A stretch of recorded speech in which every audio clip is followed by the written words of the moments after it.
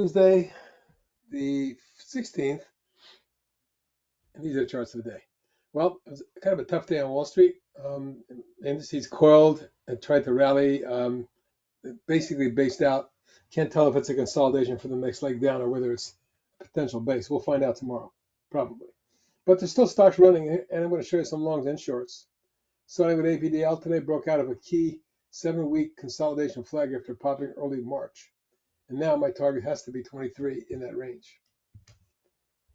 On the short side, Fox Factory has been broken that flag we talked about. It is now down from the high 60s to the low 40s, and maybe headed to high 30s, 37.8 range. Zscaler is another. Let me get this alphabetized. We're going to start with Autodesk, which was the tech trader swing after it broke the head and shoulder top, and boy, did it get creamed today, especially. And then another 462. Now that seemed to have rallied back, didn't it? Yeah, this one got all the way down to 209 before rallying back to 225. So a nice recovery, but it did hit our targets. AKAM, and this is starting with the box of shorts, of course. AKAM broke a coil, is now below support, and might be headed towards mid-90s. CAR broke its rising bear wedge. This is what it looks like now. You can see that could lead to a breakdown below 97.8 and get down eventually into the low to mid 80s. Fox Factory, which we just mentioned, bear flag broke and is coming down. Long decline, having dropped from 130 range down to 40, and yet this could be lower. I'm looking for mid to high 30s. New York Times looks like it's about to break that bear coil of the last couple of months and should come down to 40, maybe even 35.6. And finally, on the short side, Zscaler appears to have broken support as well, maybe on its way towards 155, maybe as low as 140.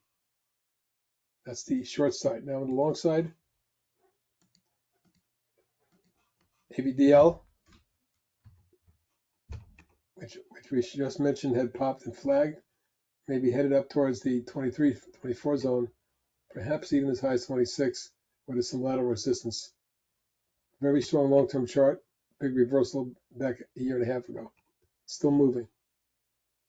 The Bitcoin coming down, the BITI is starting to move, but you can see kind of flattened out today. But yesterday was a breakout day, and I'm looking for more. I think Bitcoin comes back down. Targets are 9, 9.5, and 10.75. GCT may be coming out of a large wedge pattern. Popped on 3.2 million shares and went up 253 today, around 8%. The target now would be mid-40s and mid-50s. GOEV popped a coil today with big volume, 14.8 million, 14.9 million, and is at a gap area where it may fill that gap by moving up to 340.50 and then 390 to 4.